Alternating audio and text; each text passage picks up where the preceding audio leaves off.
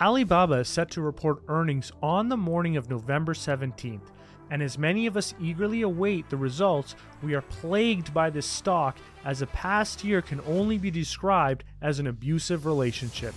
We've seen share price declines fueled by a combination of lockdowns, an economic slowdown, supply chain issues, war in Europe, and potential for conflict in Taiwan. In other words, we've probably experienced more punishment than a UFC fighter. But despite all of this, we value investors remain optimistic on this name led by the great Charlie Munger himself, and the company continues to chug along, buying up as many cheap shares as they can along the way. So, as we eagerly await the Q2 earnings release, allow me to preview the results.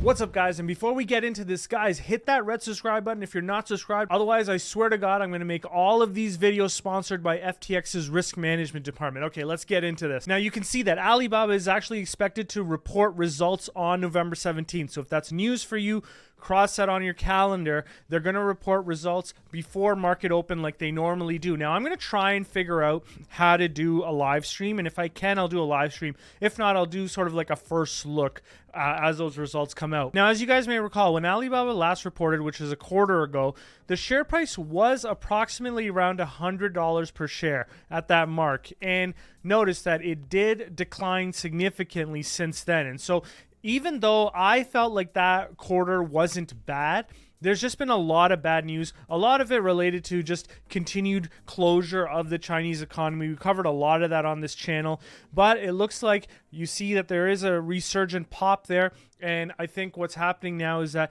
because there's more and more news of opening up in the Chinese economy, it looks like people are getting more and more optimistic. I would say just be a little bit cautiously optimistic, at least, because we have seen this before and they've kind of gone back and forth on it. We are entering flu season right now, so just be a little bit weary, in my opinion. Like I always say, it's never advice on this channel. I just try to share with you my research. You guys make your own decisions, talk to your advisors, but the one thing that I would say is that we've been sort of faked out by this before, so just be careful. I am a little bit more positive than I have been previously, but I'm still being a little bit more cautiously optimistic. And as the days go by, I'm like pulling myself back into being a bit more cautious about this. So it's more like, let me see it before I believe it type of thing. I'm already invested, and so it doesn't really matter. I'm not selling my position at all. Now, recall, guys, that the June quarter is their first quarter of fiscal year 2023. So that means that this quarter that they're going to report is going to be their second quarter of fiscal year 2023. I know some of you guys do get confused on that. And I just wanted to point out a couple of the major themes as we set up the preview for this quarterly earnings. Notice that cloud actually significantly underperformed this past quarter. Cloud grew at a rate of 10% year over year, and they had an adjusted EBITDA margin of 1%. So two takeaways there. They did provide to us a disclosure in their investor day where they said that the expected growth for the Chinese cloud business is approximately 37%, at least on a CAGR basis. And so when you're growing a quarter over quarter at 10%, I understand that it could just be a blip, but this is something to watch. If cloud continues to slow down, then we might have to adjust our estimates downwards. Now, I've already adjusted my estimates downward for cloud on the top line, but that's just because I'm trying to be as conservative as possible. So cloud is something to watch out for. The other thing that I want to watch out for is China commerce actually went backwards year over year on the top line and on the bottom line last quarter. So revenue was actually back by 1%, and their adjusted EBITDA fell significantly. It fell from 51 million RMBs to 44 million RMBs, and the adjusted EBITDA margin was also down at 31% compared to 35% in the previous year's quarter. And I'm going to dive into China commerce first, just to remind you guys exactly what happened in that segment. So if you look on the bottom right chart, that breaks out what the revenue was for both quarters. So you can see that there's where that negative 1% came from on the revenue side. And you can see that the major decline was in their customer management segment. Now, you guys might have to recall that the customer management segment is their large segment. That's their legacy segment, sort of. I wouldn't call it legacy, but that's their one of their older businesses. That's where Taobao and Tmall sit. Now, notice they did say in the notes to the top left here that I have highlighted, customer management revenue decreased by 10% year over year, primarily because online physical goods generated through Taobao and Tmall declined mid-single digits year over year. And the reason why this happened is because there was an increased amount of order cancellations due to the impacts of the COVID-19 resurgence and lockdowns. And that also caused restrictions in the supply chain, and it also caused logistics disruptions. So they lost May and they lost April. So what I would expect actually this quarter, for the second quarter of 2023, is that this theme should continue, because it's not like the lockdowns ended in the second quarter of 2023. And so be careful. This is something to really pay attention to. And this will be the first theme that I look into. How is Taobao and Tmall doing in light of the lockdown? Now, what I would like them to do, and I don't think they will do, is provide us guidance on where they see this segment going. Now, just to give you a little bit of an idea on what happened with the adjusted EBITDA margin, it largely declined because of the decrease in the sales in the customer management revenue subsegment. Now, the other thing is, and two interesting things that you guys do have to pay attention to, and this is something that was really focused on with their investor day, is Taobao Deals significantly narrowed their losses year over year, and so did Taocaicai.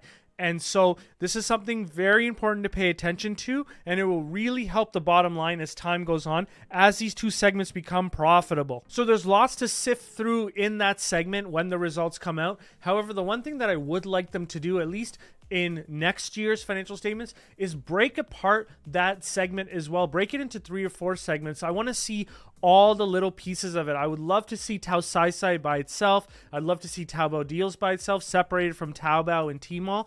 We'll see if that happens, but you know, it just allows us to better forecast it, but I don't know if they'll do it, but something to wish for at least. Now, the next theme that I do want to pay attention to when the earnings come out is Alibaba Cloud. Why is Alibaba Cloud growing at a much slower rate than their competitors? You can recall, guys, that year over year revenue growth was only 10%, and so that's a huge underperformance compared to their North American competitors that are growing at 20% plus.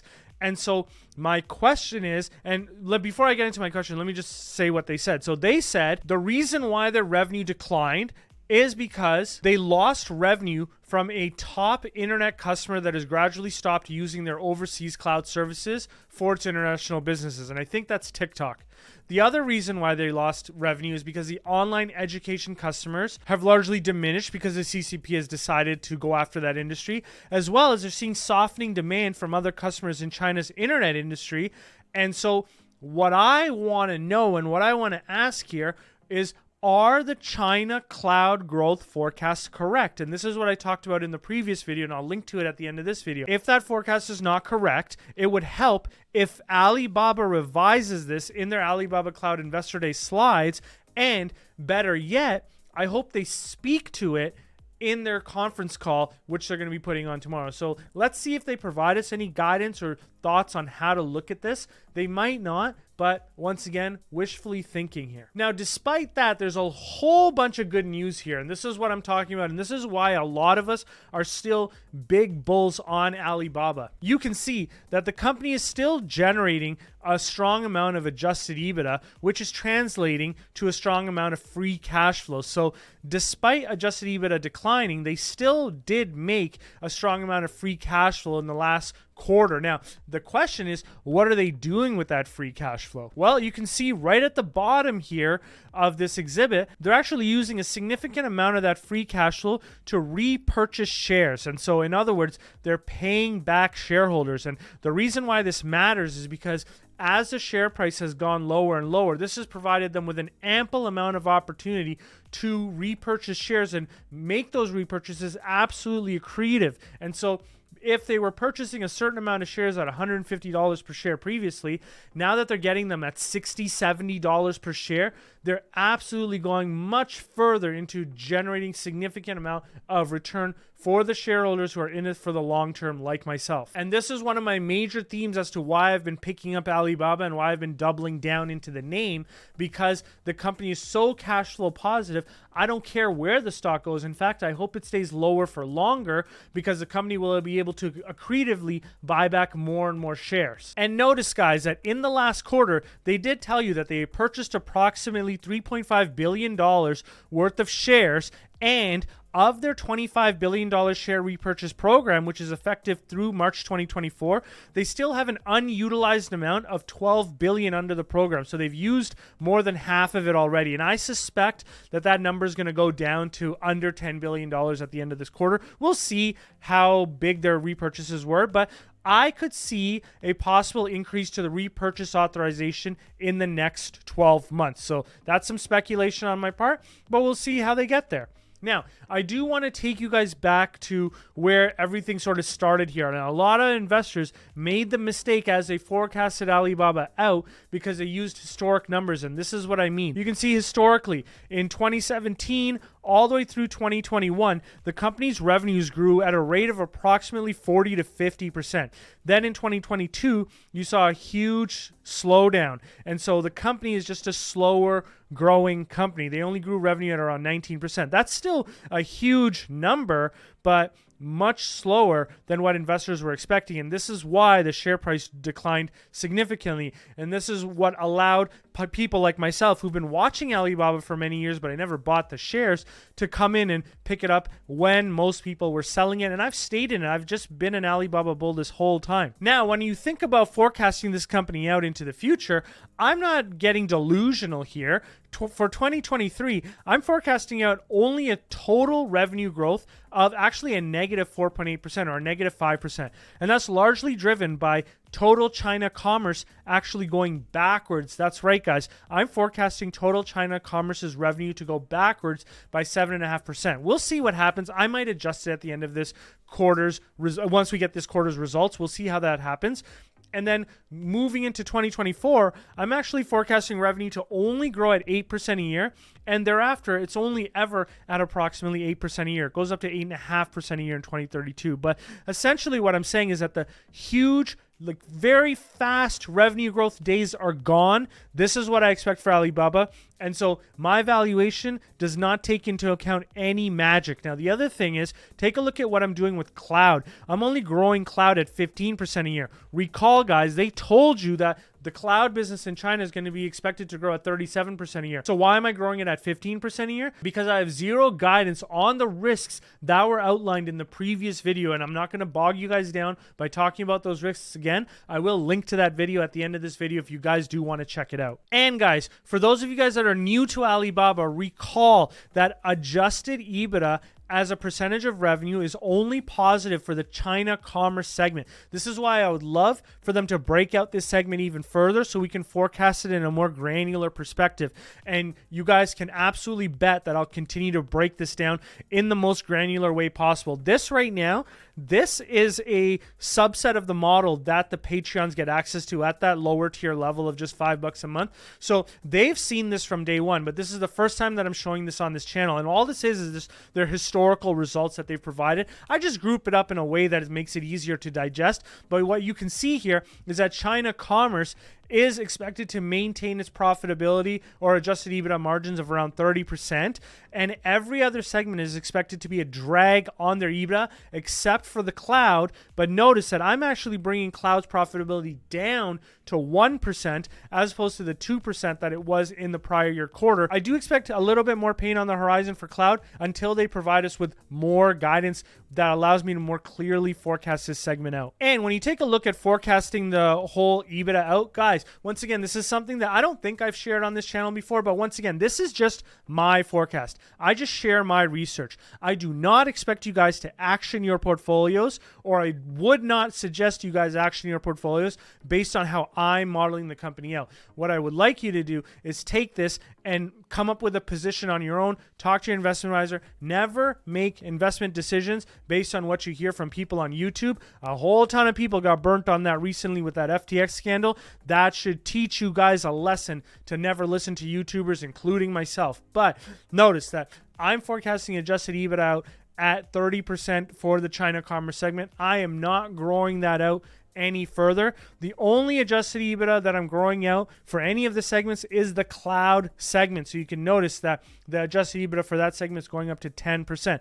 And so the total adjusted EBITDA as a percentage of revenue is only increasing from 17% to 20%. And the major takeaway there is notice that cloud went from 1% adjusted EBITDA to 10% adjusted EBITDA, and the top line was growing at 15% a year, and yet the adjusted EBITDA margin as a percentage of revenue only went up by 3%. So what that shows to you is how insignificant cloud is to the overall business and why China commerce matters so much. And so if you're pessimistic on China commerce, like I am, growing it out at only 7.5%, you have a very conservative model. And I'm forecasting, and I forecast everything in sort of like a conservative light. And so it's up to you guys if you want to agree or disagree. I know some of you guys on the Patreon have come back to me and said, listen, you're a little bit pessimistic in certain areas, you're a little bit optimistic in other areas as per the way we think about it, but overall we're kind of landing at the same place, a valuation of around 200 to 300, somewhere in that area.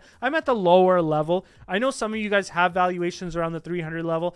I'm not disagreeing with your valuations. I'm just saying that I'm super conservative. And you know what? All of our valuations are screaming a buy, especially when the shares are trading under $100 per share. But what exactly is my valuation? But before I give you guys my valuation, just remember, if you haven't hit that red subscribe button, do it now. Now, you can see that I'm valuing the company at approximately $213 per share, or call that $200 per share, with a terminal multiple of 15 times earnings, which is probably low considering their growth profile. But once again, I'm being quite pessimistic or conservative here. Now, the one thing that I do want to show to you guys is that more than $40 per share of the current share price is just cash. So think about that when you think about the value of the company. What is the business worth? Is the business worth really $40 per share when you net out that cash? I don't think so. This is why I did double down on the security with a net purchase price of $70 per share. And this is why I'm going to continue to be a bull on Alibaba. Now, there's a lot of unanswered questions. I think the main unanswered questions are going to be on the strength of the Chinese economy. I don't think that we're going to get an answer there on their conference call, but I do think that we could potentially get an answer for cloud. So it's pay attention. Let's see how this goes. Maybe they'll give us some information on their Singles Day sales as well. I don't know how this goes, but also I want you guys to write your questions below of anything that you've sort of been wondering about with Alibaba. And what I will try to do is, in the first look, I'll try to go through some of those questions as well, the ones that I find are most important, and answer those as well. So I'll leave it there, guys, and I will see you on the first look, which I'll try to release as soon after they release the results as I possibly can. And of course, I'm not going to leave you high and dry. I did mention that I was going to link that video where I talk about the cloud risks. You can get to that video right here.